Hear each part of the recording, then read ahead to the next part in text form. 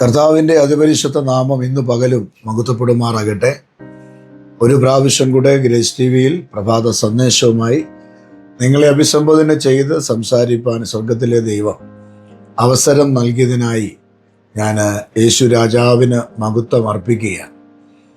കഴിഞ്ഞുപോയ മണിക്കൂറുകളിൽ, ദിവസങ്ങളിൽ, കഴിഞ്ഞ രാത്രിയിൽ നമ്മെ ദൈവം അത്ഭുതകരമായി നടത്തി.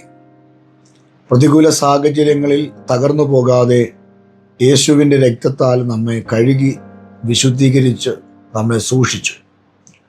പ്രശ്നങ്ങൾ വരാഞ്ഞിട്ടല്ല പ്രിയരെ, തകർച്ച നമ്മുടെ ജീവിതത്തിൽ വരാഞ്ഞിട്ടല്ല, കർത്താവിൻ്റെ കരുതലും കർത്താവിൻ്റെ സ്നേഹവുമാണ് ഇന്ന് രാവിലെയും ആരോഗ്യത്തോടെ ദൈവസന്നിധിയിൽ ഇരിക്കാൻ അവസരം നൽകിയത്. കാരണം ഈ 2025 ആരംഭ മാസം ജനുവരി 1 തീയതി കണ്ട പലരും ഈ ഡിസംബറിൻ്റെ ഈ ദിവസം കാണാൻ ഇടയായിട്ടില്ല. പലരും ലോകത്തിൽ നിന്ന് മാറ്റപ്പെട്ടു. അവരിൽ ഏറെക്കുറെ നമ്മളെക്കാൾ പ്രാപ്തിയുള്ളവരും കഴിവുള്ളവരും മിടുക്കന്മാരും സൗന്ദര്യമുള്ളവരും പണമുള്ളവരും ഒക്കെയായിരുന്നു. എന്നാൽ ഒന്നുമില്ലാത്ത നമ്മെ കർത്താവ് ഇത്രത്തോളം നടത്തി, ഇത്രത്തോളം സൂക്ഷിച്ചു. നമുക്ക് ദൈവം ആരോഗ്യം തന്നു, സൗഖ്യം തന്നു, പണം തന്നു. കർത്താവ് നമ്മുടെ കുഞ്ഞുങ്ങളെ പരിപാലിച്ചു, നമ്മുടെ കുടുംബത്തിൽ നന്മകൾ നൽകി. നമ്മൾ ക്ഷീണിച്ചും തകർന്നും പോകേണ്ട സ്ഥാനത്ത് കർത്താവിൻ്റെ ആ കരുതൽ തിരിച്ചറിയാൻ ഓരോ ദിവസവും ദൈവം നമുക്ക് അവസരങ്ങൾ നൽകിയത് ഞാൻ ഓർക്കുകയാണ്. തീർച്ചയായും ഈ വർഷം തീരുന്നതിന് മുമ്പ് സ്വർഗത്തിലെ ആത്മാവ് കഴിഞ്ഞ ദിവസം ഞാൻ പ്രാർത്ഥിച്ചു കൊണ്ടിരിക്കുമ്പോൾ എന്നോട് പറഞ്ഞ ഒരു ദൈവിക ദൂത്, ഒരു വെളിപ്പാടുണ്ട്. തിടുക്കത്തോടെ ചിലത് ദൈവം നമുക്ക് വേണ്ടി ചെയ്യുമെന്ന്. എനിക്ക് തോന്നുന്നു കഴിഞ്ഞ ഞായറാഴ്ച രാവിലെ ഏർലി മോർണിംഗിലാണ് ഞാൻ ദൈവസന്നിധി പ്രാർത്ഥിച്ചുകൊണ്ടിരിക്കുമ്പോൾ പരിശുദ്ധ ആത്മാവിനോട് പറഞ്ഞത്, ആ തിടുക്കത്തോടെ ഈ വർഷം അവസാനിക്കുന്നതിന് മുമ്പ് ചില വ്യക്തികളിൽ, ചില കുടുംബങ്ങളിൽ അത്ഭുത പ്രവൃത്തികൾ നടക്കും, വിടുതൽ നടക്കും, ചില മക്കളുടെ വിവാഹങ്ങൾ നടക്കും, ചില ഭവനങ്ങളുടെ അടിസ്ഥാനങ്ങളിടും, ചില ക്രമീകരണങ്ങൾ ഉണ്ടാകും, കടഭാരങ്ങൾക്ക് ചില വിരാമങ്ങൾ ഉണ്ടാകും, ആഗ്രഹിച്ചു കൊതിച്ച വിഷയങ്ങൾക്ക് വേഗത്തിലൊരു മറുപടി ഉണ്ടാകും. ഈ വർഷത്തിൻ്റെ ആരംഭം ലഭിക്കും, അല്ലെങ്കിൽ അതിൻ്റെ മധ്യാഹ്ന സമയത്ത് അത് ലഭിക്കും എന്ന് നിങ്ങൾ പ്രതീക്ഷിച്ചതാ, പക്ഷെ നടന്നില്ല. ഇപ്പോൾ നിങ്ങൾ ചോദിക്കുന്നു, ഇനിയും ദൈവമേ ഈ വർഷം തീരാൻ കുറച്ച് ആഴ്ചകളുടെ ഉള്ളൂ, ദിവസം കൂടെ ഉള്ളൂ. പക്ഷെ എന്നോട് പറഞ്ഞൊരു പ്രോമിസ് ഉണ്ട്, 2025 എൻ്റെ കുടുംബത്തിൽ, എൻ്റെ കുഞ്ഞുങ്ങളിൽ, എൻ്റെ ജോലിയിൽ ഒരു ദൈവപദ്ധതി വെളിപ്പെടുത്താമെന്നും, അല്ലെങ്കിൽ ഇന്ന കാര്യങ്ങൾ യേശു അപ്പ എന്നോട് പറഞ്ഞിട്ടുണ്ട്, പ്രോമിസ് ഉണ്ട്. പക്ഷേ ഇതുവരെ നിവൃത്തിയായിട്ടില്ലല്ലോ, ഇതുവരെ അതിനൊരു ക്രമീകരണമായിട്ടില്ലല്ലോ, അതിൻ്റെ വിഷയത്തിൽ ഒരു കാറ്റുപോലും അടിക്കുന്നില്ലല്ലോ. എല്ലാം ഡ്രൈ ആയി കിടക്കുന്ന ഒരു മേഖല പോലെ, ഉണങ്ങിക്കിടക്കുന്ന അവസ്ഥകൾ, വെള്ളമില്ലാതെ കിടക്കുന്ന നിലം വിണ്ടുകീറി കിടക്കുന്ന പോലെ, ചില വിഷയങ്ങൾക്ക് നീക്കുപോക്കുണ്ടാകാൻ കഴിയാതെ ആയിരിക്കുമ്പോൾ ഇനി എങ്ങനെ ആ വിഷയത്തിലൊരു പരിഹാരമുണ്ടാകും? ഇനി എങ്ങനെ സൗഖ്യം നടക്കും? ഇനി എങ്ങനെ ആ കടം മാറും? ഇനി എങ്ങനെ ആ വിവാഹം നടക്കും? പക്ഷെ വാക്തത്വമുണ്ട്, ഈ വർഷം മാനിക്കാമെന്ന്. പക്ഷേ ദിവസങ്ങൾ കഴിഞ്ഞുപോയി, മാസങ്ങൾ കഴിഞ്ഞുപോയി. എന്തുകൊണ്ടാണ്? ഇനി അത് നടക്കില്ല, ഇനിയൊരു ദൈവപദ്ധതി വെളിപ്പെടത്തില്ല. നിരാശയോടുകൂടെ ആയിരിക്കുന്ന ചിലതിനെ ദൈവാത്മാവ് കണ്ടുകൊണ്ട് പറയുകയാ, ഭാരപ്പെടേണ്ട. കർത്താവ് തിടുക്കത്തോടെ എന്നോട് പറഞ്ഞ പദം അതാണ്. ഞാൻ ഈ ദിവസങ്ങളൊക്കെ പ്രാർത്ഥിക്കുമ്പോൾ ആ വാക്ക് ഉരുവിട്ട് പ്രാർത്ഥിച്ചു കൊണ്ടിരിക്കും. തിടുക്കത്തോടെ യേശു എനിക്ക് വേണ്ടി എന്തൊക്കെയോ ചെയ്യാൻ പോകുന്നു, എൻ്റെ മക്കളിൽ എന്തൊക്കെയോ ചെയ്യാൻ പോകുന്നു, എൻ്റെ മിനിസ്ട്രിക്ക് വേണ്ടി എന്തൊക്കെയോ ചെയ്യാൻ പോകുന്നു. തിടുക്കത്തോടെ.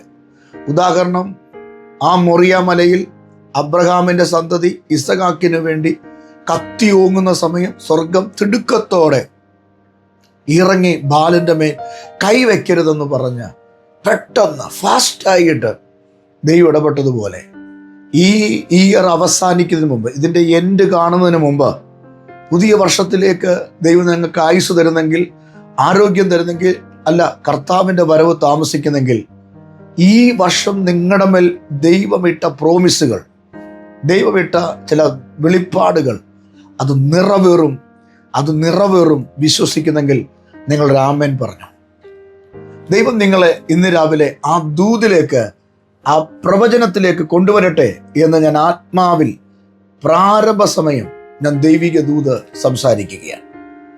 ഇന്ന് ചിന്തയ്ക്ക് വേണ്ടി കർത്താവിൻ്റെ ആത്മാവിൽ ഞാൻ കഴിഞ്ഞ ദിവസം രാവിലെ പറഞ്ഞതുപോലെ ഇന്നലെ നമ്മൾ ചിന്തിച്ച യോഹന്നാന്റെ സുവിശേഷം, അതായത് 16-ാം അധ്യായം 33-ാമത്തെ വാക്യം, ലാസ്റ്റ് വാക്യം നമ്മൾ തുടങ്ങി വെച്ചു. ഞാൻ നിങ്ങളോട് പറയാനിടയായി, ആ മെസ്സേജ് തീർന്നിട്ടില്ല, ബാക്കി കിടപ്പുണ്ട്. അത് അടുത്ത ദിവസം നിങ്ങളോട് സംസാരിക്കാമെന്ന് ഞാൻ പറയാനിടയായി. ഞാൻ അതുകൊണ്ട് ആ വാക്യത്തിൽ തന്നെ ഇന്നലത്തെ മെസ്സേജ് കേട്ടവർക്കറിയാം, അസാധാരണമായ ഒരു ദൈവിക ദൂത് ആ വിഷയത്തിൽ വെളിപ്പെട്ടു.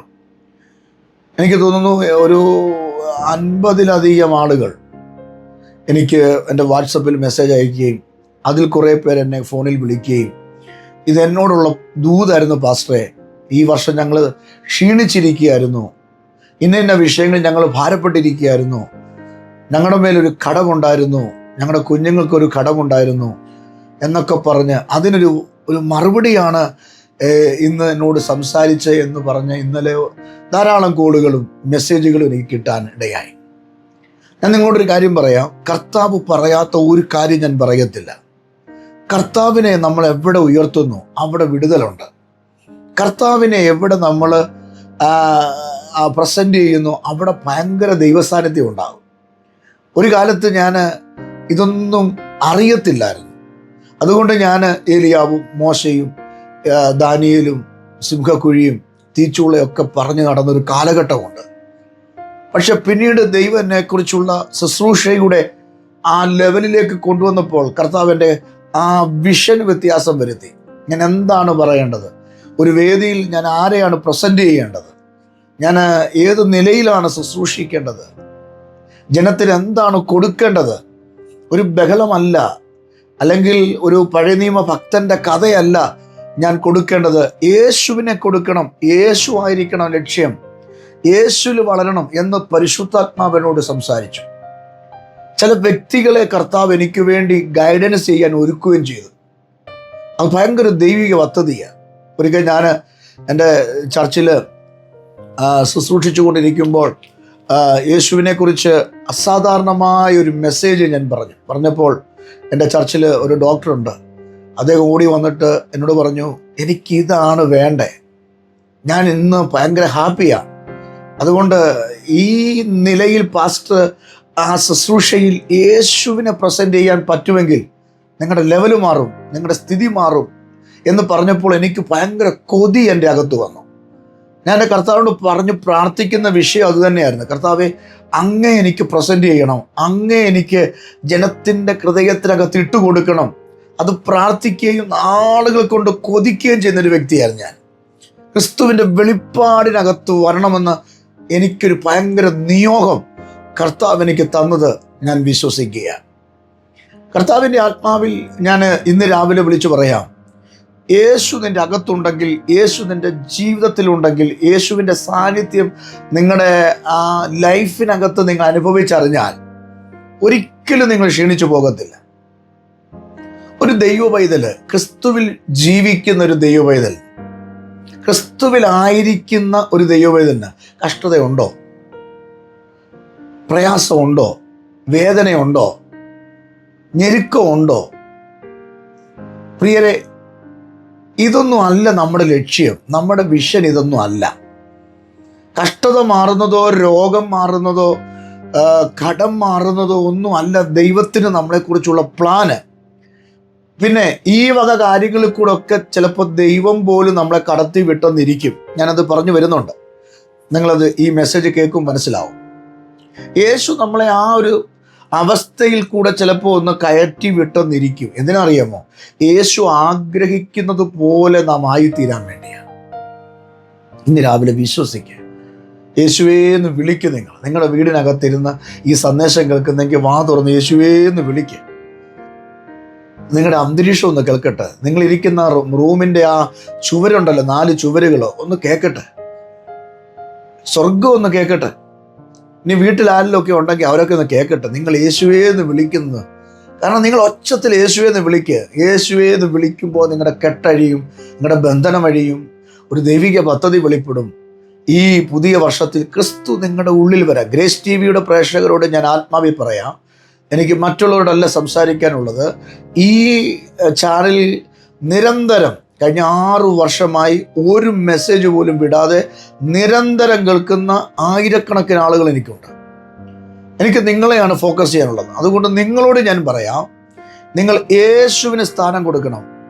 മുഖ്യസ്ഥാനം യേശുവിന് കൊടുക്കണം. യേശുവിന് നിങ്ങൾ സ്ഥാനം കൊടുത്ത് പുതിയ നിയമത്തിൻ്റെ വെളിപ്പാടിലേക്ക് നിങ്ങൾ വരണം. ആ പുതിയ നിയമത്തിൻ്റെ വെളിപ്പാടിലേക്ക് നിങ്ങൾ വരുമ്പോൾ നിങ്ങൾ മാനിക്കപ്പെടും. യേശുപ്പച്ച പറഞ്ഞില്ലേ, ഞാൻ ഉണർത്തപ്പെട്ടാൽ, അല്ലെങ്കിൽ ഞാൻ ഉയർത്തപ്പെട്ടാൽ നിങ്ങളെ ഞാൻ ഉയർത്തും. എന്നെ നിങ്ങൾ ഉയർത്തിയാൽ ഞാൻ നിങ്ങളെ ഉയർത്തും. കർത്താവ് പറഞ്ഞൊരു വാക്കാണ്. ആ സെൻറ്റൻസ് മറക്കരുത്. കർത്താവിനെ നിങ്ങൾ ഉയർത്ത്. നിങ്ങൾ കുഞ്ഞുങ്ങളെ, നിങ്ങൾ പഠിക്കുന്ന കോളേജിൽ യേശുവിനെ ഉയർത്ത്. എൻ്റെ സഹോദര, നീ ജോലി ചെയ്യുന്ന സ്ഥാപനത്തിൽ യേശുവിനെ ഉയർത്ത്. നീ ആയിരിക്കുന്ന ആ പൊസിഷനിൽ യേശുവിനെ കൊണ്ടുവാ. നിൻ്റെ വീടിനകത്ത് യേശുവിനെ കൊണ്ടുവാ. നിന്റെ കുഞ്ഞുങ്ങളെ പഠിപ്പിക്കുക. യേശുവിൻ്റെ ആ സാന്നിധ്യം അനുഭവിക്കാൻ വേണ്ടി പഠിപ്പിക്കുക. തീർച്ചയായും നിങ്ങൾ അനുഗ്രഹിക്കപ്പെടും പ്രിയരെ. പുതിയ വർഷത്തിലേക്ക് കയറുമ്പോൾ ചൂരച്ചീണ്ട ചവിട്ടിക്കിടക്കുന്ന ഏലിയാവും വടിയെടുത്ത് ചെങ്കണ്ണ അടിച്ച മോശയും ഈ പാറക്കഷ്ണങ്ങളും ദാവീദ് എറിഞ്ഞ കല്ലുകളും ഒക്കെ പറഞ്ഞ് ആമേ സമയം കളയാതെ, ചിന്തിച്ച് സമയം കളയാതെ കർത്താവിനെ നിങ്ങളൊന്ന് ചിന്തിക്കുക. കർത്താവിനെ നിങ്ങളുടെ അകത്തൊന്ന് കൊണ്ടുപോവാ. കർത്താവിൻ്റെ ആ സാന്നിധ്യം നിങ്ങളുടെ ആ ഹൃദയത്തിനകത്തൊന്ന് വ്യാപരിക്കട്ടെ. യേശു നമുക്ക് വേണ്ടി മരിച്ചതും വില കൊടുത്തതും രക്തം കൊടുത്തതും ആണിയടിച്ചതും തലയിൽ കിരീടം വെച്ചതും ഒക്കെ നിങ്ങളൊന്ന് കൊണ്ടുവന്നേ. നിങ്ങളുടെ ഉള്ളിലേക്ക് നിങ്ങൾ കൊണ്ടുവന്നേ. നിങ്ങളൊന്ന് ചിന്തിച്ചേ. ഞാൻ ചില നാളുകൾക്ക് മുമ്പ് ഒരു പുസ്തകം വായിച്ചപ്പോൾ ആ പുസ്തകത്തിൽ എഴുതിയിരിക്കുന്ന ഒരു ഭാഗം ഇങ്ങനെയാണ്: യേശുക്രിസ്തുവിൻ്റെ ക്രൂശീകരണത്തെ, യേശുക്രിസ്തുവിൻ്റെ ജനനത്തെ ഒരു ദിവസം ഓർക്കാത്ത ഒരാൾ ക്രിസ്ത്യാനിയല്ല. ക്രിസ്ത്യാനിയുടെ പേരായിരിക്കും ചിലപ്പോൾ തോമസ് എന്നോ ഫ്രാൻസിസ് എന്നോ സെബാസ്റ്റ്യൻ എന്നോ ഫിലിപ്പ് എന്നൊക്കെ ആയിരിക്കും പേര്. പക്ഷെ യേശുവിനെ നീ ധ്യാനിക്കാത്തൊരു ദിവസം നിനക്കുണ്ടെങ്കിൽ അന്ന് നീ ക്രിസ്ത്യാനി അല്ല. യേശുവിനെ ധ്യാനിക്കണം. കിടക്കുന്നതിന് മുമ്പ് യേശുവിൻ്റെ ക്രൂശീകരണമൊക്കെ ഒന്ന് ചിന്തിക്കണം. യേശു നമ്മുടെ ഉള്ളിലൊന്ന് വരണം. കർത്താവേ, അങ്ങൻ്റെ ഉള്ളിലൊന്ന് വരണേ. ഈ കഷ്ടതയിലും ഈ പ്രയാസത്തിലൊക്കെ പിടിച്ചു നിൽക്കാനുള്ള ഒരു കൃപ എനിക്ക് തരണേ എന്ന് പറയണം. അങ്ങനെ പറയുമ്പോൾ യേശുവിൻ്റെ ആത്മാവിൻ്റെ കൃപ നിങ്ങളുടെ മേൽ വ്യാപരിക്കുകയാണ്. അതുകൊണ്ടാണ് ഇന്നലെ നമ്മൾ വായിച്ച ആ വാക്യത്തിൽ തന്നെ നിൽക്കാൻ ഇന്ന് രാവിലെയും ഞാൻ ആഗ്രഹിക്കുന്നത്. ഇന്നലത്തെ മെസ്സേജ് കേട്ടിട്ടില്ലെങ്കിൽ ഒന്ന് നോക്കണം കേട്ടോ. ഇന്നലത്തെ മെസ്സേജ് കേൾക്കണം. ഇന്ന് നമ്മൾ അതേ വാക്യത്തിൽ നിന്നുകൊണ്ട് ചില കാര്യങ്ങൾ ഞാൻ നിങ്ങളോട് സംസാരിക്കാനായിട്ട് ആഗ്രഹിക്കുകയാണ്. വാക്യം ഇങ്ങനെയാണ്: നിങ്ങൾക്ക് എന്നിൽ സമാധാനം ഉണ്ടാകേണ്ടതിന് ഇത് നിങ്ങളോട് സംസാരിക്കുന്നു. ആദ്യത്തെ ആ പോർഷൻ, ആ ഫസ്റ്റ് പാർട്ട് അതാണ്. നിങ്ങൾക്ക് എന്നിൽ സമാധാനം ഉണ്ടാകേണ്ടതിന് ഇത് നിങ്ങളോട് സംസാരിക്കുന്നു. യേശു അടുത്ത ഒരു വാക്ക് പറയുകയാണ്. ഒരു അടുത്ത പോർഷനിലേക്ക് കർത്താവ് പറയുന്നത്, ലോകത്തിൽ നിങ്ങൾക്ക് കഷ്ടം ഉണ്ട്. ആ പദം നിങ്ങൾ മറക്കരുത്, ഉണ്ട്. എങ്കിലും യേശു പറഞ്ഞ അടുത്ത ഒരു വിശ്വാസത്തിൻ്റെ പ്രമാണമാണ് എങ്കിലും കേട്ടോ. അപ്പോൾ ആ വാക്ക് നിങ്ങൾ ചിന്തിച്ചേ. യേശു ആദ്യം പറഞ്ഞു ഉണ്ട്, കഷ്ടം ഉണ്ട്, പ്രതികൂലം ഉണ്ട്, വേദന ഉണ്ട്, പരിഹാസം ഉണ്ട്, അപവാദങ്ങൾ ഉണ്ട്. മനസ്സിലാകുന്നോ? തകർച്ചയും രോഗവും ഒക്കെ ഈ ലോകത്തിലുണ്ട്. കാരണം ഈ ശരീരത്തെ എടുത്തിരിക്കുന്നത് ഈ മണ്ണിൽ നിന്നല്ലേ. അപ്പോൾ ഈ മണ്ണിൻ്റെ സ്വഭാവം എങ്ങനെ ആയാലും നമ്മുടെ ശരീരത്തിൽ വരും. അതുകൊണ്ട് ഈ ലോകത്തിൽ നിങ്ങൾക്ക് എന്തുണ്ട്? കഷ്ടമുണ്ട്. എപ്പോഴും നിങ്ങൾ ഹാപ്പി ആയിരിക്കണമെന്നില്ല. ഒരു മനുഷ്യനും അങ്ങനെ എപ്പോഴും ഹാപ്പി ആയിട്ട് ഈ ഭൂമി ഇരിക്കാൻ പറ്റത്തില്ല. എത്ര വലിയ ഭക്തനാണെന്ന് പറഞ്ഞാലും എപ്പോഴും ഹാപ്പി ആയിട്ടിരിക്കാൻ പറ്റത്തില്ല. ആഴ്ചയിൽ 7 ദിവസം ഉണ്ടെങ്കിൽ 5 ദിവസം ഹാപ്പി ആണെങ്കിൽ ബാക്കിയുള്ള ദിവസം ചിലപ്പം സാഡായ ഒരു അനുഭവം കടന്നു വരാം. എത്ര പ്രാർത്ഥിക്കുന്ന ഒരു വ്യക്തി നിങ്ങൾ ആ നിലയിൽ എടുക്കണം. എത്ര പ്രാർത്ഥിക്കുന്ന ഒരു വ്യക്തിയാണെങ്കിലും അവരുടെയൊക്കെ ജീവിതത്തിൽ എന്തുണ്ട്? കഷ്ടതയുണ്ട്. ദൈവത്താൽ ഉപയോഗിക്കപ്പെടുന്ന ശക്തന്മാരായ ദൈവദാസന്മാരെ നിങ്ങൾ നോക്കൂ. അവരുടെ ലൈഫ് നിങ്ങളൊന്ന് ചിന്തിക്കൂ. അവരുടെ കുറവല്ല നിങ്ങൾ നോക്കേണ്ടത്. മനുഷ്യനെല്ലാം കുറവുണ്ട്, പക്ഷെ അവരുടെ കുറവല്ല. അവർ കടന്നുപോയ ഒരു പാത നിങ്ങൾ ഓർക്കണം. ഏതെല്ലാം പ്രതിസന്ധി കൂടെയാണ്. ഒന്ന് ഈ മക്കളുടെ പ്രശ്നങ്ങൾ, അല്ലെങ്കിൽ സാമ്പത്തിക പ്രയാസങ്ങൾ, അല്ലെങ്കിൽ കുടുംബജീവിതത്തിലെ പ്രയാസങ്ങൾ, അല്ലെങ്കിൽ സ്വന്തം ശരീരത്തിലെ രോഗാവസ്ഥകൾ, ഇതൊക്കെ തരണം ചെയ്താണ് ഇന്ന് വേദികളിൽ അവർ തരണം ചെയ്ത് കത്തി നിൽക്കുന്നത്. നിങ്ങൾക്കറിയാവുന്ന ശക്തന്മാരായ ദൈവദാസന്മാരെ നിങ്ങൾക്കറിയാവുന്നവരുണ്ടല്ലോ, അവര് നിങ്ങൾ നോക്കൂ. അവരുടെ പുറകിലൊക്കെ ഒരു കഥ പറയാനുണ്ട്. വേദനയുടെ കഥ, കഷ്ടതയുടെ കഥ, വെല്ലുവിളിയുടെ കഥ. അതുകൊണ്ട് യേശു കർത്താവ് പറയുകയാണ്, നിങ്ങൾക്ക് ഈ ഭൂമി ജീവിക്കുന്നിടത്തോളം കാലം 80 വർഷമോ 90 വർഷമോ 10 വർഷമോ 30 വർഷമോ ജീവിച്ചാലും നിങ്ങൾക്ക് എന്തുണ്ട്? കഷ്ടത ഉണ്ട്. ജനിക്കുന്ന കുഞ്ഞുങ്ങൾക്ക് വരെ ഇപ്പോൾ കഷ്ടതയല്ലേ? എത്രയോ കുഞ്ഞുങ്ങൾ ജനിച്ചു വീഴുന്നവർക്ക് എന്തെല്ലാം കഷ്ടതയാണ്, എന്തെല്ലാം പ്രശ്നങ്ങളാണ്. കൈക്കുഞ്ഞിനെയൊക്കെ കൊണ്ടുപോയി, അതായത് 2-3 ദിവസമൊക്കെ പ്രായമുള്ള കുഞ്ഞുങ്ങളെ കൊണ്ടുപോയി ഹാർട്ട് ഓപ്പൺ ചെയ്യുന്നു, ബ്രെയിൻ ഓപ്പൺ ചെയ്യുന്നു. അങ്ങനെ എന്തെല്ലാം കഷ്ടതയിൽ കൂടെ പല കുഞ്ഞുങ്ങളും കടന്നു പോകുന്നത്. അപ്പം ഈ ലോകത്തിൽ കഷ്ടതയില്ലാത്ത ആരുമില്ല. എല്ലാവർക്കും കഷ്ടതയുണ്ട്, എല്ലാവർക്കും വേദനയുണ്ട്. പക്ഷെ നമ്മുടെ വിഷയം ഒരു ദൈവ പൈതലിൻ്റെ, ജീസസ് അകത്തുള്ള, യേശു അകത്തുള്ള ഒരു വ്യക്തിയുടെ വിഷയം അതാണല്ലോ നമ്മൾ ചിന്തിക്കുന്നത്. യേശു അകത്തുള്ള വ്യക്തിയുടെ വിഷയം. കഷ്ടത അവിടെ കിടക്കട്ടെ, കഷ്ടത ഇവിടെ കിടക്കട്ടെ. ഇതിനെ ജയിച്ച ഒരുവൻ എനിക്കുണ്ട് എന്നുള്ളതാണ്. ഇതിനെ ജയിച്ച ഒരുവൻ എനിക്ക് ഉണ്ട്. അതുകൊണ്ട് പൗലോസ് അപ്പോസ്തലനെ നിങ്ങൾ പഠിക്കുമ്പോൾ കാണാൻ കഴിയുന്നത്, പൗലോസ് അപ്പോസ്തലൻ വലിയൊരു ധനാഢ്യനായൊരു മനുഷ്യനായിരുന്നു. കുടുംബശ്രേഷ്ഠതകളും മഹിമകളും ഉള്ള ഒരു മനുഷ്യനായിരുന്നു. വിദ്യാഭ്യാസമുള്ളവനാണ്, ഡബിൾ MA ഉള്ള ഒരു മനുഷ്യനായിരുന്നു. ഗമാലിയലിൻ്റെ വാദവിടത്തിരുന്ന് പഠിച്ചവനായിരുന്നു. അന്നത്തെ കാലത്തൊക്കെ അങ്ങനെ ഭയങ്കര യൂണിവേഴ്സിറ്റിയിലൊക്കെ പഠിക്കുക എന്ന് പറഞ്ഞാൽ ചെറിയ കാര്യമൊന്നുമല്ല. ശുഷ്കാന്തി സംബന്ധിച്ച് പരീക്ഷനായൊരു മനുഷ്യനായിരുന്നു. ഈ വക കാര്യങ്ങളൊക്കെ ഉള്ളപ്പോൾ വീട്ടിൽ കപ്പലൊക്കെ സ്വന്തമായിട്ടുള്ള ഒരു മനുഷ്യനായി ശൗലായി പുരോഹിതന്മാരുടെ അധികാരപത്രങ്ങൾ വാങ്ങി ആരാധിക്കുന്നവനെ, യേശുവിന് വേണ്ടി നിൽക്കുന്നവനെ വെട്ടാനും കുത്താനും കൊല്ലാനും ഒക്കെ പെർമിഷനുള്ള, അധികാരപത്രമുള്ളവനായിരുന്നു. ന്യായപ്രമാണത്തിനു വേണ്ടി എരിഞ്ഞു നിന്ന ഒരു മനുഷ്യനായിരുന്നു ശൗൽ. പക്ഷെ ക്രിസ്തു അവനെ ദമസ്കോസ്കിൻ്റെ പടിവാതിക്കൽ വെച്ച് പിടിച്ചു. ദൂതനെ ഇറക്കി എന്ത് ചെയ്തു? പിടിച്ചു. അവൻ പോകുന്ന യാത്രയിൽ അവൻ്റെ വാഹനത്തിൽ നിന്ന് അവൻ താഴെ വീണു. ഒരു മൃഗത്തിൻ്റെ പുറത്ത് യാത്ര ചെയ്യുക. ദമസ്കോസ്കിലേക്ക് ചെന്നിട്ട് അവിടെ ക്രിസ്ത്യാനികളെ പിടിപ്പിക്കാൻ വേണ്ടി, കൊല്ലാൻ വേണ്ടി കച്ചകെട്ടി ശൗൽ ഇറങ്ങിയിരിക്കുക. പക്ഷെ അവിടെ വെച്ച് സ്വർഗം പിടിച്ചു. ആ പടിവാതിക്കലിട്ട് പിടിച്ചു. തുടരുന്നു പറഞ്ഞു. എൻ്റെ മക്കളെ, എന്നെ ആരാധിക്കുന്ന, എനിക്ക് വേണ്ടി വേർതിരിക്കപ്പെട്ട വിശുദ്ധന്മാരെ തുടരുന്നു പറഞ്ഞിട്ട് ശൗലിനെ പിടിച്ചു. അവൻ വീണു. കണ്ണിലെ കാഴ്ച നഷ്ടപ്പെട്ടു പോയി. എന്നാൽ അവനെ സൗഖ്യമാക്കാൻ കർത്താവ് ഒരുത്തനെ ഉപയോഗിച്ചു. അവൻ്റെ പേര് അനന്യാസ്. അനന്യാസിനോട് യേശു പറയുകയാണ്, നീ ചെന്നിട്ട് അവൻ്റെ തലയിൽ കൈവച്ച് പ്രാർത്ഥിക്കുക. അങ്ങനെ അനന്യാസ് ദൈവസന്നിധിയിൽ ശക്തി പ്രാപിച്ച് ശൗലിൻ്റെ മേൽ കൈവച്ചു പ്രാർത്ഥിച്ചപ്പോൾ അപ്പോസ്തലപ്രവൃത്തി 9-ാം അധ്യായത്തിൽ കാണുന്നു, അവൻ മേൽക്കുമേൽ ശക്തി പ്രാപിച്ചു. ആ ശക്തിയിൽ അവൻ യേശുവിൻ്റെ സാന്നിധ്യം അനുഭവിച്ചറിഞ്ഞു. അവൻ വീഴ്ചയിൽ അവൻ ചോദിച്ച ചോദ്യം, കർത്താവേ, നീ ആരാകും? ഉരുപ്പിടിച്ച വാളുമായിട്ട് ഇങ്ങനെ നിൽക്കുമ്പോൾ അതിൻ്റെ മുമ്പിൽ തലയെടുക്കാൻ കഴിയാതെ അബോധാവസ്ഥയിൽ കിടന്ന ഈ ശൗല് ചോദിക്കുക, നീ ആരാകുന്നു? കർത്താവ് പറഞ്ഞു, നീ ഉപദ്രവിക്കുന്ന യേശുവാകുന്നു.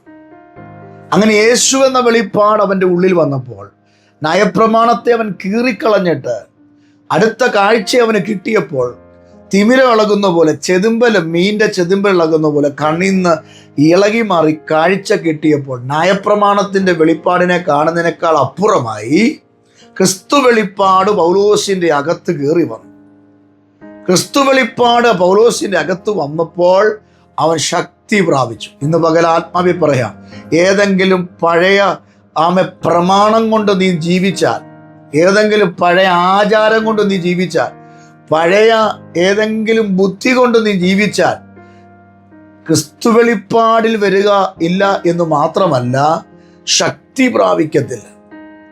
എന്നാൽ ശൗലിന്റെ മേൽ ക്രിസ്തു വെളിപ്പാട് വന്നപ്പോൾ ആ ദമസ്കോസ്കിന്റെ പടിവാതിക്കൽ വെച്ച് തനാരെ ഉപദ്രവിച്ചു അവനെ കണ്ടെത്തിയപ്പോൾ അകത്ത് വീണ തീ അപ്പോസ്തലപ്രവൃത്തി 13-ാം അധ്യായത്തിൽ വന്നപ്പോൾ അവനെ അപ്പോസ്തലനാക്കി മാറ്റി. ഈ അപ്പോസ്തലനാക്കി മാറ്റിയ പൗലോസ് നടക്കുമ്പോൾ വിടുതല എന്ന് പറഞ്ഞാൽ, പൗലോസ് ഇങ്ങനെ ഒരു വഴി നടന്നു പോവുക, അല്ലെങ്കിൽ ആലയത്തിൽ കൂടെ നടന്നു പോവുക, രോഗികൾ അടുത്ത് കിടപ്പുണ്ടെങ്കിൽ ഇരിപ്പുണ്ടെങ്കിൽ അവരങ്ങ് സൗഖ്യമാവുക. പൗലോസ് ആരുടെ മേൽ കൈവയ്ക്കുന്നു, അവർ പരിശുദ്ധാത്മാവിനെ പ്രാപിക്കുക, വെളിപ്പാട് പ്രാപിച്ചു. ദർശനത്തിൻ്റെ വലിയ ഒരു ആധിക്യമുള്ളവനായി പൗലോസ് മാറി. ശൗൽ എന്ന പേര് തന്നെ മാറി പൗലോസായി. അപ്പോസ്തലന്മാരുടെ ഗണത്തിൽപ്പെട്ടു. യേശുവിൻ്റെ കൂടെ നടന്ന 12 ശിഷ്യന്മാർക്ക് കിട്ടാത്ത ക്രിസ്തു വെളിപ്പാട് പൗലോസിൻ്റെ അകത്ത് യേശു അപ്പ ഇട്ടുകൊടുത്തു.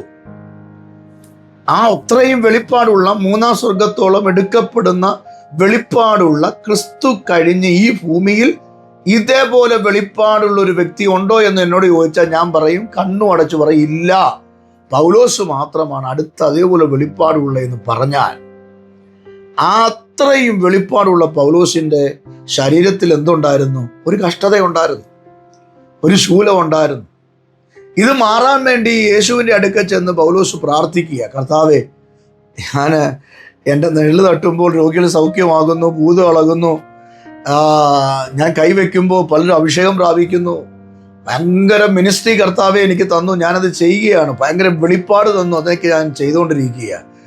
ഭൂതം ബാധിച്ച സ്ത്രീ വരെ മുന്നിൽ വന്നപ്പോൾ അവളെ ശാസിച്ചു വിട്ടു. അതൊക്കെ വെളിപ്പാട്, ഭയങ്കര കറതീർന്ന വെളിപ്പാട് പ്രാപിച്ച് ശുശ്രൂഷ ചെയ്യുക കർത്താവെ. പക്ഷേ 10 പേരുടെ മുമ്പിൽ, അല്ലെങ്കിൽ പള്ളിയിൽ, അല്ലെങ്കിൽ ഏതെങ്കിലും വീട്ടിൽ, അല്ലെങ്കിൽ ഒരു തെരുവോരത്ത് കർത്താവെ അങ്ങയുടെ നാമം പറഞ്ഞ് നിൽക്കുമ്പോൾ എൻ്റെ ശരീരത്തിൽ ഈ ശൂലം എന്നെ വല്ലാതെ അസ്വസ്ഥപ്പെടുത്തുന്നു പറഞ്ഞപ്പോൾ യേശു കർത്താവ് പറഞ്ഞ ഒരു കാര്യമുണ്ട്, എൻ്റെ കൃപ നിനക്ക് മതി, അത് ബലഹീനതയ്ക്ക് തികഞ്ഞു വരുന്നു. കണ്ടോ, കഷ്ടത മാറ്റിത്തരാന്ന് പറഞ്ഞോ? ഇല്ല, കഷ്ടത മാറ്റാന്ന് പറഞ്ഞില്ല. പൗലോസ് പറയുകയാണ്, നീ ദർശനത്തിൻ്റെ ആധിക്യത്താൽ നിഗളിച്ചു പോകാതിരിക്കേണ്ടതിന്, എൻ്റെ പ്രിയപ്പെട്ടവരെ, രക്ഷിക്കപ്പെട്ടവരെ, കർത്താവിൻ്റെ കൽപ്പന അനുസരിക്കുന്നവരെ, പരിശുദ്ധാത്മാവിൽ ആരാധിക്കുന്നവരെ, യേശു ഉള്ളിലുള്ള പ്രിയപ്പെട്ടവരെ, നിങ്ങളുടെ ജീവിതത്തിൽ, എൻ്റെ ജീവിതത്തിൽ ചില പ്രശ്നങ്ങൾ, കഷ്ടതകൾ കടന്നു വരുന്നത് നമ്മളെ തകർക്കാൻ വേണ്ടിയല്ല, നമ്മളെ മുടിക്കാൻ വേണ്ടിയല്ല, നമ്മളെ ഒതുക്കിക്കളയാൻ വേണ്ടിയല്ല. നമ്മൾ ദർശനത്തിൻ്റെ ആധിക്യത്താൽ നിഗളിച്ചു പോകാതിരിക്കാൻ. നിഗളിച്ചു പോയാൽ ലൂസിഫറിന് പറ്റിയ അവസ്ഥ നമുക്കും വരും. ലൂസിഫർ നിഗളിച്ചപ്പോഴാണ് ദൈവം അവനെ വെട്ടിയിട്ടത്. അങ്ങനെയാണെങ്കിൽ പുതിയ നിയമ വിശ്വാസിയാകുന്ന, പുതിയ നിയമ ശുശ്രൂഷകരാകുന്ന നമ്മൾ, നമ്മുടെ ശുശ്രൂഷയിൽ, നമ്മുടെ ജീവിതത്തിൽ, നമ്മുടെ ലൈഫിൽ എവിടെയെങ്കിലും നമ്മൾ നിഗളിച്ചു പോയാൽ കർത്താവിന് അത് കോംപ്രമൈസ് ചെയ്യാൻ പറ്റത്തില്ല, വെട്ടിക്കളയേണ്ടി വരും. അതുകൊണ്ട് ദൈവത്തിൻ്റെ വാള് നമ്മുടെ മേൽ വീഴാതിരിക്കാൻ, നമ്മൾ മുടിഞ്ഞു പോകാതിരിക്കാൻ, നിത്യതയിൽ നമ്മൾ വെട്ടേറ്റ് താഴെ വീഴാതിരിക്കാൻ, ലൂസിഫറിന് പറ്റിയ അവസ്ഥ നമുക്ക് വരാതിരിക്കാൻ, ദർശനത്തിൻ്റെ ആധിക്യമുള്ള ദൈവകൃപയിൽ നിൽക്കുന്ന ക്രിസ്തുവുള്ള ഒരു ദൈവവേദന് ശൂലം കൊടുക്കുന്നത് തകർക്കാനല്ല, നിലനിർത്താൻ വേണ്ടിയാണ്. ഒന്നുകൂടെ ഞാൻ പറയാം, തകർക്കാനല്ല ഈ കഷ്ടത നിനക്ക് ദൈവം തന്നത്. ഒരുപക്ഷെ നീ ചോദിക്കും, ഞാൻ എല്ലാം വിട്ടു, ആചാരങ്ങൾ വിട്ടു, അനുഷ്ഠാനങ്ങൾ വിട്ടു, ഞാൻ യേശുവിന് വേണ്ടി ജീവിച്ചു, ഞാൻ യേശുവിനായി എൻ്റെ ജീവിതം ഞാൻ കൊടുത്തു, എൻ്റെ ഉള്ളിൽ യേശു വന്നു, ഞാൻ യേശുവിലായി, എന്നിട്ടും എന്ത് ഈ കടം മാറാത്തെ, എന്ത് ഈ രോഗം മാറാത്തെ, എന്ത് ഈ കാലിൻ്റെ ഈ പ്രതിസന്ധി മാറാത്തെ, എന്താണ് എൻ്റെ കണ്ണിൻ്റെ പ്രതിസന്ധി മാറാത്തെ, എന്താ എൻ്റെ ഹാർട്ടിന് രോഗം സൗഖ്യമുണ്ടാകാത്തെ? കുഞ്ഞെ, ഇത് മാറ്റാൻ എൻ്റെ അപ്പായ്ക്ക് കഴിയാത്തത് കൊണ്ടല്ല, ഒരു വാക്ക് പറഞ്ഞ അല്ല, ഒരു വാക്ക് ചിന്തിച്ചാൽ മതി, നിന്റെ വിഷയത്തിന് പരിഹാരം കർത്താവ് വരുത്തും. യേശു ഒന്ന് ചിന്തിച്ചാൽ മതി, ഒന്നും പറയൊന്നും വേണ്ട. എൻ്റെ മകനോ സൗഖ്യമാകട്ടെ ചിന്തിച്ചാൽ മതി, നമ്മൾ സൗഖ്യമാവും, സ്പോട്ടി സൗഖ്യമാവും. പക്ഷെ യേശു അത് ചെയ്യാത്തതിൻ്റെ കാര്യം നിന്നോടുള്ള വെറുപ്പ് കൊണ്ടല്ല, നിന്നോടുള്ള ഇഷ്ടക്കുറവ് കൊണ്ടല്ല, നിന്നെ നിത്യതയിൽ വേണമെന്നുള്ള ഒറ്റ കാഴ്ചപ്പാടിനാ ഇത് നിനക്ക് വെച്ചിരിക്കുന്നത്. അതുകൊണ്ട് കഷ്ടതയിൽ നീ തളർന്നു പോകരുത്. ക്രിസ്തു അകത്തിരുന്നാൽ മതി. ക്രിസ്തു അകത്തുണ്ടെങ്കിൽ നീ ക്ഷീണിക്കില്ല. ക്രിസ്തു അകത്തുണ്ടെങ്കിൽ നീ ആത്മഹത്യ ചെയ്യത്തില്ല. ക്രിസ്തു അകത്തുണ്ടെങ്കിൽ ഏത് കൊടികുത്തിയ പ്രശ്നങ്ങൾ നിന്റെ ജീവിതത്തിൽ കടന്നു വന്നാലും നീ അനങ്ങത്തില്ല. പർവ്വതം പോലെ നീ ഇരിക്കും. നിന്റെ മനസ്സ് കട്ടിയായിരിക്കും, നീ തകരത്തില്ല. കാരണം നിന്റെ അകത്തിരിക്കുന്ന ആരാ? ഈ ലോകത്തെക്കാൾ വലിയവനാണ്. അതുകൊണ്ടാണ് യേശു കർത്താവ് ഇവിടെ പറഞ്ഞത്, നിങ്ങൾക്ക് ലോകത്തിൽ എന്തുണ്ട്? കഷ്ടം ഉണ്ട്, ഇല്ല എന്ന് പറഞ്ഞില്ല, ഉണ്ട്. എങ്കിലും ധൈര്യപ്പെടുവീൻ, ധൈര്യപ്പെടുവീൻ. ഇന്ന് രാവിലെ ചില കുടുംബങ്ങളെ നോക്കി, ചില വ്യക്തികളെ നോക്കി, ചില ആൻറ്റിമാരെ നോക്കി, ചില അങ്കിൾമാരെ നോക്കി, ചില അപ്പച്ചന്മാരെ അമ്മച്ചിമാരെ നോക്കി പരിശുദ്ധാത്മാവിൽ ഞാൻ ഈ ചാനലിൽ കൂടെ പറയുക, ധൈര്യപ്പെടുവീൻ. യേശു കർത്താവ് 2025 വർഷങ്ങൾക്ക് മുമ്പ് ശിഷ്യന്മാരോട് പറഞ്ഞത് ധൈര്യപ്പെടുവീൻ. അങ്ങനെങ്കിൽ 2025 വർഷം കഴിഞ്ഞിട്ടും അതേ ആത്മാവിനാൽ കർത്താവ് എന്നിൽ കൂടെ ഈ ചെറിയൊരു ശുശ്രൂഷകനായ റെന്നി പാസ്റ്ററിൽ കൂടെ നിങ്ങളോട് പറയുന്നു, ധൈര്യപ്പെടുവീൻ. ആ വിഷയത്തിൽ നിങ്ങൾ ഭാരപ്പെടേണ്ട. ഈ വർഷം തീരുന്നതിന് മുമ്പ് നിന്റെ വീട്ടിൽ അത്ഭുതം നടക്കും. ഈ വർഷം തീരുന്നതിന് മുമ്പ് നിന്റെ വീടിൻ്റെ മുമ്പിൽ പന്തല് കെട്ടി നിന്റെ കൊച്ചിന് വേണ്ടി വിരുന്നൊരുക്കും. ഈ വർഷം തീരുന്നതിന് മുമ്പ് നിന്റെ കൊച്ചിൻ്റെ എൻഗേജ്മെന്റ് നടക്കും. ഈ വർഷം തീരുന്നതിന് മുമ്പ് നിന്റെ കൊച്ചുങ്ങൾ മറ്റു രാജ്യങ്ങളിലേക്ക് ചേക്കേറും. ഈ വർഷം തീരുന്നതിന് മുമ്പ് ഇന്ത്യയിൽ നിനക്കൊരു അനുഗ്രഹം നൽകും. ഈ വർഷം തീരുന്നതിന് മുമ്പ് നിന്റെ കുടുംബത്തിനകത്തെ കഷ്ടത ദൈവം അലിച്ചു കളയും. ഈ വർഷം അവസാനിക്കുന്നതിന് മുമ്പ് തിടുക്കത്തോടെ ദൈവം നിങ്ങളെ കൈക്ക് പിടിച്ചെഴുന്നേൽപ്പിക്കും. അങ്ങനെയെങ്കിൽ യേശുവിനിൽ നിങ്ങൾ വിശ്വസിക്കുക, കഷ്ടത ദൈവം മാറ്റും. ഇല്ല, കഷ്ടത മാറ്റിയില്ലെങ്കിൽ ധൈര്യപ്പെട്. ആ കഷ്ടതയിൽ നിങ്ങൾ തളരത്തില്ല, നിങ്ങൾ ക്ഷീണിച്ചു പോകത്തില്ല, നിങ്ങൾ മുടിഞ്ഞു പോകത്തില്ല. നിങ്ങളുടെ കീത്താടിയും മേത്താടിയും കൂടെ കൂട്ടിക്കെട്ടി മൂക്കിനകത്ത് പഞ്ഞി വെച്ച് കാലിൻ്റെയും കൈയുടെയും പെരുവിരൽ കൂട്ടിക്കെട്ടി ഏതോ കടയിൽ നിന്ന് വാങ്ങിച്ചതായ 2000-നോ 5000-നോ വാങ്ങിച്ച നല്ല ശവപ്പെട്ടിക്കകത്ത് വെച്ച് നിന്നെ കിടത്തിയിട്ട് ഏതോ ശ്മശാന ഭൂമി കൊണ്ടുപോയി കുഴിച്ചിടാനോ സെല്ലിനകത്ത് കൊണ്ട് തള്ളി വെക്കാനോ അല്ല ഈ കഷ്ടത. പകരം നിന്നെ ക്രിസ്തുവിനോട് അടുപ്പിക്കേണ്ടതിന്, നിത്യതയോട് നിന്നെ ചേർക്കേണ്ടതിന്, കൈവിടപ്പെട്ടു പോകാതെ ഇരിക്കേണ്ടതിന്, നീ നിഗളിച്ച് ലൂസിഫർ തകർന്നു പോലെ നീ തകരാതിരിക്കാൻ കഷ്ടത വെച്ചിരിക്കുക കുഞ്ഞെ. അതുകൊണ്ട് കർത്താവ് പറയുന്നു, ധൈര്യപ്പെടുവീ, ധൈര്യപ്പെട്. മനസ്സിന് ധൈര്യം കൊടുക്ക്, നിരാശ പറയരുത്. ദൈവം നടത്തുമെന്നേ. ഇങ്ങോട്ട് നോക്കിക്കേ, ദൈവം നടത്തും. നിന്റെ വീടിനകത്ത് പിച്ചും പേയും പറയുന്ന നിർത്ത്. ആ മുറിയിൽ നിന്ന് ഇപ്പുറത്തെ മുറിയിലോട്ട്, ഇപ്പുറത്തെ മുറിയിൽ നിന്ന് കിച്ചണിലോട്ട് പോകുമ്പോൾ ഇതെന്തൊരു ജീവിതമായി, എങ്ങനെ ഞാൻ മുമ്പോട്ട് പോകും, എന്നെ ആര്? കർത്താവ് നിന്നെ സഹായിക്കുമെന്ന്. ഇവിടെ വരെ നടത്തിയില്ലേ? ആ കാലിന് ബലമുണ്ടായിട്ടാണോ ഇത്രയും നാളും നീ നടന്നത്? ആ ബാക്ക് ബോണിനകത്ത് സൗഖ്യം ആയിട്ടാണോ നീ ഇത്രയും നാളും ആ വെയിറ്റ് എടുത്തതും കിച്ചണിലെ പണിയെടുത്തതും ആ മിറ്റം തൂത്തുവാരിയതും ആ പെരയെല്ലാം അടിച്ചു വാരി കഴുകി വൃത്തിയാക്കി ഇത്രയും കുഞ്ഞുങ്ങളുടെ കാര്യങ്ങളൊക്കെ നോക്കി, ഭർത്താവിൻ്റെ കാര്യങ്ങളൊക്കെ നോക്കി ജീവിച്ചത് ആരോഗ്യം ഉണ്ടായിട്ടാണോ കുഞ്ഞെ? ആരോഗ്യം ഉണ്ടായിട്ടാണോ അമ്മേ? ആരോഗ്യം ഉണ്ടായിട്ടാണോ അച്ഛാ? ആ ജോലി ചെയ്യാൻ നീ പോയത്, കിളയ്ക്കാൻ പോയത്, ആ പിക്കാസ് എടുത്ത് കുഴിച്ചത്, അല്ലെങ്കിൽ നീ ആ മേശരിപ്പണി ചെയ്തത്, അല്ലെങ്കിൽ ആശാരിപ്പണി ചെയ്തത്, അല്ലെങ്കിൽ ആ ഓഫീസിൽ ആ കസേരയിരുന്ന് കറങ്ങി ജോലി ചെയ്തപ്പോൾ എത്ര വട്ടം നീ എഴുന്നേറ്റ് നിന്നു? നിന്റെ കാല് മരവിച്ച് കാല് കുത്താൻ പറ്റാതെ നീ കരഞ്ഞിട്ടില്ലേ? നീ ചിന്തിച്ചില്ലല്ലോ ഈ 2025 അവസാനം കാണാൻ പറ്റുമോ എന്ന്. പക്ഷെ നിർത്തിയില്ലേ?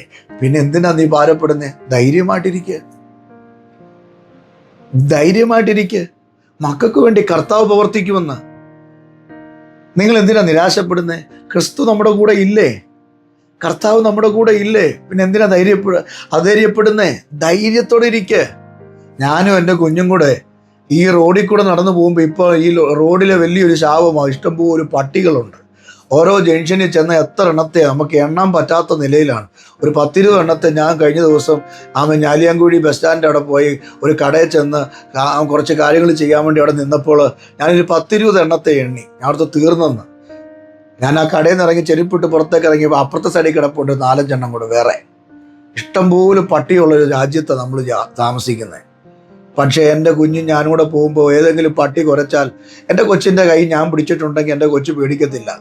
കാരണം അവനറിയാം അപ്പൻ എൻ്റെ കൈക്ക് എന്ത് ചെയ്തിട്ടുണ്ട്, പിടിച്ചിട്ടുണ്ട്. അഥവാ പട്ടി കുരച്ചുകൊണ്ട് വന്നാൽ എൻ്റെ കുഞ്ഞ് കരഞ്ഞെന്നിരിക്കും, പക്ഷേ എൻ്റെ കൈ വിട്ടിട്ട് അവൻ ഓടത്തില്ല. എൻ്റെ കയ്യെ കയറി അള്ളിപ്പിടിച്ച് കാലേ കയറി കെട്ടിപ്പിടിച്ചിട്ട് അവൻ കരയും. ആരെയും അവൻ കെട്ടിപ്പിടിച്ചേ? ആരുടെ കൈക്ക് അള്ളിപ്പിടിച്ചേ? അപ്പൻ്റെ കൈക്കല്ലേ. എന്താ കാര്യം? അവനറിയാം എൻ്റെ അപ്പൻ എന്നെ വിടുവിക്കും, അപ്പൻ എന്നെ സഹായിക്കും, അപ്പൻ എന്നെ സംരക്ഷിക്കും, അപ്പൻ പട്ടിയെ ഓടിക്കും. എൻ്റെ കുഞ്ഞിനറിയാം. അങ്ങനല്ലേ ഒരപ്പനും കുഞ്ഞും തമ്മിലുള്ള ബന്ധം? അങ്ങനെയാണെങ്കിൽ ഞാൻ ഇന്ന് രാവിലെ ചോദിക്കട്ടെ, എൻ്റെ പെണ്ണ് ഉടപ്പുറപ്പെ പരിശുദ്ധാത്മാവിൽ ഞാൻ ചോദിക്കട്ടെ, കർത്താവ് നമ്മുടെ കൂടെ ഇല്ലേ? എന്തെങ്കിലും വെച്ചിട്ടാണോ ഇത്രയും ആക്കി തീർത്തത്? എന്തെങ്കിലും കൂട്ടി വെച്ചിട്ടാണോ നിന്റെ കൊച്ചിനെ കല്യാണം കഴിപ്പിച്ച് അയച്ചത്? എന്തെങ്കിലും കൂട്ടി വെച്ചിട്ടാണോ നിന്റെ കൊച്ചിനെ ഇത്രയും പഠിപ്പിച്ചെടുത്തത്? ഇതൊക്കെ അത്ഭുതമല്ലേ? ഇതൊക്കെ കർത്താവ് നമ്മുടെ കൂടെ ഇരുന്നതിൻ്റെ സത്യത്തിൽ കർത്താവല്ലേ ഇതെല്ലാം നടത്തി തന്നേ? അങ്ങനെയാണെങ്കിൽ നാളെ ഓർത്ത് നീ ഭാരപ്പെടേണ്ട. ഇവിടെ വായിക്കുന്നു, നീ എങ്കിലും ധൈര്യപ്പെടുവീൻ, ധൈര്യപ്പെടുവീൻ, ധൈര്യപ്പെടുവീൻ. ഈ വചനത്തിന്റെ മുമ്പിൽ ഇന്ന് പകൽക്കാലം ഞാൻ പരിശുദ്ധാത്മാവിൽ ചില പ്രിയപ്പെട്ടവരെ നോക്കി വിരൽ ചൂണ്ടി ഞാൻ നിങ്ങളുടെ മുഖത്തോട്ട് നോക്കി ഞാൻ പറയുകയാണ്, നിങ്ങൾ ധൈര്യപ്പെടും, നിങ്ങൾ ചഞ്ചലിച്ചു പോകരുത്. നിങ്ങൾക്ക് ഈ ഭൂമിയിൽ ആരുമില്ലെങ്കിലും ഒരുപക്ഷെ പ്രസവിച്ചവർ പോലും കൈവിടും, ജന്മം തന്നവർ പോലും ഒരു ഫോൺ പോലും വിളിക്കത്തില്ലായിരിക്കും, കൂട്ടു സഹോദരങ്ങളൊക്കെ ഉപേക്ഷിച്ചിരിക്കും, സഹോദരങ്ങളൊക്കെ നിന്റെ വീട്ടിൽ വന്നു കയറിയിട്ട് വർഷങ്ങളായി കാണും. ഭാരപ്പെടേണ്ട, നിന്റെ കൈക്ക് പിടിക്കുന്നതിൽ കർത്താവുണ്ട്. നിന്നെ ചേർത്ത് പിടിക്കുന്ന, മാറോടണയ്ക്കുന്ന, തലയിൽ തലോടുന്ന, കണ്ണിലെ കണ്ണുനീര് ഒപ്പിയെടുക്കുന്ന ഒരു അപ്പ ഞങ്ങൾക്കുണ്ട്. ആ അപ്പ കൂടെ ഉണ്ടെങ്കിൽ എന്തിനാ ഭാരപ്പെടുന്നേ? അയ്യോ, എത്രയോ കഷ്ടങ്ങളും വെല്ലുവിളികളും അപവാദങ്ങളും പോരുകളും പോരാട്ടങ്ങളും എൻ്റെ മിനിസ്ട്രിക്കകത്ത് എനിക്ക് നേരെ, എൻ്റെ കുടുംബത്തിന് നേരെ ആഞ്ഞടിച്ചപ്പോൾ കർത്താപ്പച്ചൻ എന്നോട് എത്ര വട്ടം പറഞ്ഞ, കുഞ്ഞെ ഞാനുണ്ടാ കൂടെ, ധൈര്യമായിട്ടിരിക്കട. ആ ഒറ്റ വാക്കിൽ ഞാൻ പല മേഖലയിലും ധൈര്യമായിട്ടിരുന്നത് കൊണ്ടാണ് ഇന്ന് ദൈവം എന്നെ ഈ പൊസിഷനിൽ ഇരുത്തിയിരിക്കുന്നത്. കാരണം എൻ്റെ അപ്പ എനിക്കറിയാം, എൻ്റെ അപ്പ ഒരിക്കലും എന്നെ കൈവിടത്തില്ല, എൻ്റെ അപ്പ ഒരിക്കലും എന്നെ ഉപേക്ഷിക്കത്തില്ല, എൻ്റെ അപ്പ എന്നെ ഒരിക്കലും കൈവിട്ട് പോകത്തില്ല. ആമേ, പട്ടി കൂട്ടത്തോടെ കടിക്കാൻ വന്നാലോ എൻ്റെ അപ്പ എന്നെ എടുത്ത് തോളയിലോട്ടങ്ങ് വെക്കും. അല്ലാതെ പട്ടിക്കിട്ട് കൊടുത്തിട്ട് എൻ്റെ അപ്പ പോകത്തില്ല. അത് എൻ്റെ അപ്പൻ്റെ സ്നേഹം. അങ്ങനെയാണ് ഇന്ന് രാവിലെ ആത്മാവിൽ ഞാൻ പറയാം, നിങ്ങൾ ധൈര്യപ്പെട്. കഷ്ടമുണ്ട്, നിരാശപ്പെടേണ്ട. തകർച്ചയ്ക്കല്ല, കർത്താവ് മാനിക്കാൻ വേണ്ടിയാ. യേശു കഷ്ടതയില്ലാത്ത ജീവിതം ഒരിക്കലും വാഗ്ദത്തം ചെയ്തിട്ടില്ല. കഷ്ടതയുള്ള ജീവിതമാണ് നമ്മുടെ ജീവിതത്തിൽ. ക്രിസ്തീയ ജീവിതം കഷ്ടതയുടെ ജീവിതമാണ്. കർത്താവ് പറഞ്ഞു, ഒരുവൻ എന്നെ ഇച്ഛിക്കാൻ അനുഗമിക്കാൻ ഇച്ഛിച്ചാൽ, ആഗ്രഹിച്ചാൽ തന്നെത്താൻ ത്യജിക്കണം, തൻ്റെ ക്രൂശ് എടുത്ത് തന്നെ എന്ത് ചെയ്യണം, അനുഗമിക്കണം. ക്രൂശ് എന്തിനെ കാണിക്കുന്നത്? അത് കഷ്ടതയെ കാണിക്കുന്നു. ക്രൂശ് എടുത്ത്, കഷ്ടതയെടുത്ത് അനുഗമിക്കണം. ഒരിക്കലും ആ ക്രൂശിൽ നിന്നെ തറയ്ക്കത്തില്ല. ആ ക്രൂശിൽ നിന്ന് നിന്നെ പുറത്തു കൊണ്ടുവരും. യേശുവിനെ യഹൂദന്മാരെല്ലാം കൂടെ ക്രൂശിൽ തറച്ചു. ആ ക്രൂശിൽ അവൻ മരിച്ചു, അവനെ കല്ലറയിൽ വെച്ചു. എല്ലാ കാലത്തും യേശുവിനെ കല്ലറയിൽ വെക്കാൻ പറ്റില്ല. 3-ാം നാളുണ്ടെങ്കിൽ അവൻ ഉയർത്തെഴുന്നേറ്റ് വരും. ഉയർത്തെഴുന്നേറ്റു. അങ്ങനാണെങ്കിൽ നിങ്ങളെ എല്ലാ കാലത്തും, നിങ്ങളെ ഈ അവസ്ഥയിൽ എൻ്റെ കർത്താവ് ഇടത്തില്ല. ഏതെങ്കിലും പോരാട്ടമോ നിങ്ങളുടെ ജീവിതത്തിലുണ്ടെങ്കിൽ അതിനകത്ത് നിന്ന് കർത്താവ് നിങ്ങളെ പുറത്തു കൊണ്ടുവരും. അതുകൊണ്ട് ഇന്ന് പകൽ ആത്മാവ് പറയുകയാണ്, നിങ്ങൾ ധൈര്യപ്പെടുക, ധൈര്യപ്പെടുക. ഈ വാക്യത്തിൻ്റെ മെസ്സേജ് തീർന്നിട്ടില്ല. നാളെ നമ്മൾ ഇതിൻ്റെ ബാക്കി ഭാഗം ചിന്തിക്കും.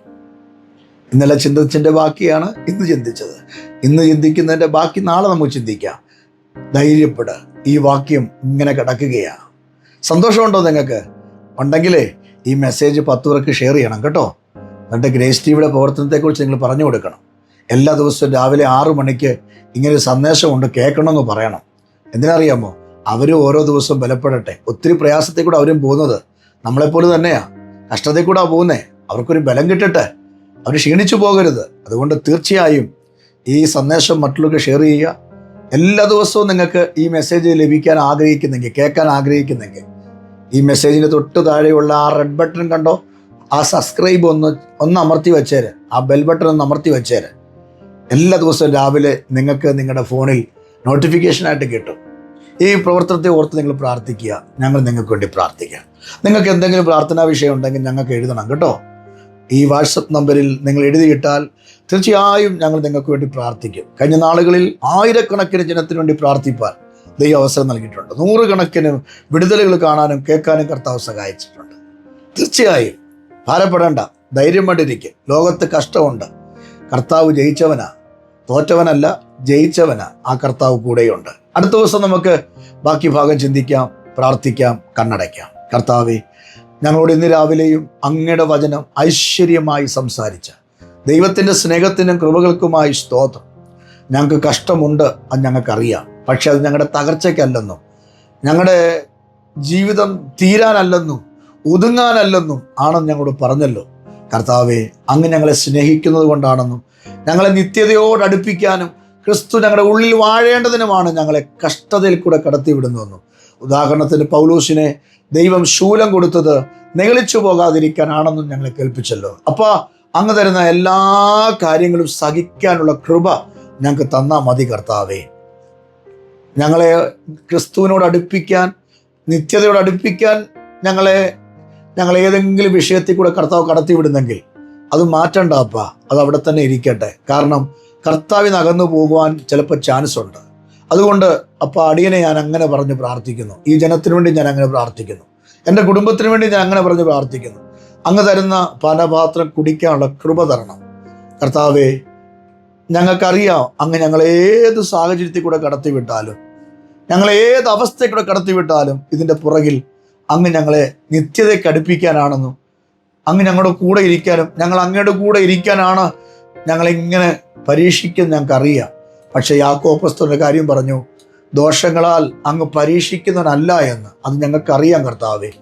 യേശുവേ, അങ്ങ് ഞങ്ങളുടെ ജീവിതത്തിൽ വരണേ, ഞങ്ങളുടെ സ്വഭാവത്തിൽ അങ്ങ് വരണേ, അങ്ങ് ഞങ്ങളുടെ ഉള്ളിൽ വരണേ. കുറവുകൾ സംഭവിച്ചിട്ടുണ്ടപ്പാ, വാക്കിലും ചിന്തയിലും പ്രവൃത്തിയിലും ഒക്കെ തെറ്റിപ്പോയിട്ടുണ്ട്, ക്ഷമിക്കണം. ഇന്ന് രാവിലെ അങ്ങ് ഞങ്ങളുടെ കൂടെ ഇരിക്കണം. ഈ ജനത്തെ അനുഗ്രഹിക്കുന്നു യേശുവിൻ നാമത്തിൽ തന്നെ, ആമേൻ. ദൈവം നിങ്ങളെ അനുഗ്രഹിക്കട്ടെ. ബാക്കി നമുക്ക് നാളെ ചിന്തിക്കാം. ആമേൻ. പ്രിയരെ, യേശുക്രിസ്തുവിന്റെ നിസ്തുല്യ നാമത്തിൽ വന്ദനം. നിങ്ങൾ അറിഞ്ഞോ, കോട്ടയം വാകത്താനം ഞാലിയാങ്കുഴി ബസ് സ്റ്റാൻഡിനടുത്തുള്ള ടാബർനാക്കൽ ചർച്ചിൽ ഈ മാസം 22 മുതൽ 31 വരെ വിടുതലും ശുശ്രൂഷയും വചനധ്യാനവും നടക്കുകയാണ്. എല്ലാ ദിവസവും രാവിലെ 10:30 മുതൽ 1 മണി വരെയും, ഉച്ച കഴിഞ്ഞ് 3 മുതൽ 4 വരെയും, വൈകിട്ട് 7 മുതൽ 9 വരെയുമാണ് നമ്മുടെ മീറ്റിംഗ് നടക്കുന്നത്. ഈ തലമുറയിൽ യേശു ശക്തമായി ഉപയോഗിക്കുന്ന അഭിഷിക്തന്മാരാണ് ഓരോ ദിവസവും നിങ്ങൾക്കായി ശുശ്രൂഷിക്കുന്നത്. ദൈവവചന ധ്യാനം നടത്തുകയും രോഗികൾക്കായി പ്രത്യേകം പ്രാർത്ഥിക്കുകയും ചെയ്യുന്നു. സ്വർഗം ചാഞ്ഞിറങ്ങി വരുന്ന ആരാധന ഗീതങ്ങൾ, പ്രൈസ് ആൻഡ് വർഷിപ്പുകൾ. തീർച്ചയായും ഇത് നിങ്ങളുടെ ജീവിതത്തിൽ ഒരു അനുഗ്രഹത്തിൻ്റെ നാഴികക്കല്ലായിരിക്കും. ഈ വർഷത്തിൽ പ്രാപിക്കാതെ പോയ സകല നന്മകളും തിടുക്കത്തോടെ യേശു നമുക്ക് വേണ്ടി ചെയ്യും. നമ്മൾ ഒരുമിച്ച് പ്രാർത്ഥിക്കുമ്പോൾ അത്ഭുതങ്ങൾ സംഭവിക്കും. നിങ്ങളുടെ കണ്ണുനീർ യേശു തുടയ്ക്കും. വരിക, സംബന്ധിക്കുക, നമുക്കൊരുമിച്ച് പ്രാർത്ഥിക്കാം. യേശുവിനുള്ള സകല നിറവുകളും നിങ്ങളുടെ ജീവിതത്തിൽ സംഭവിക്കട്ടെ.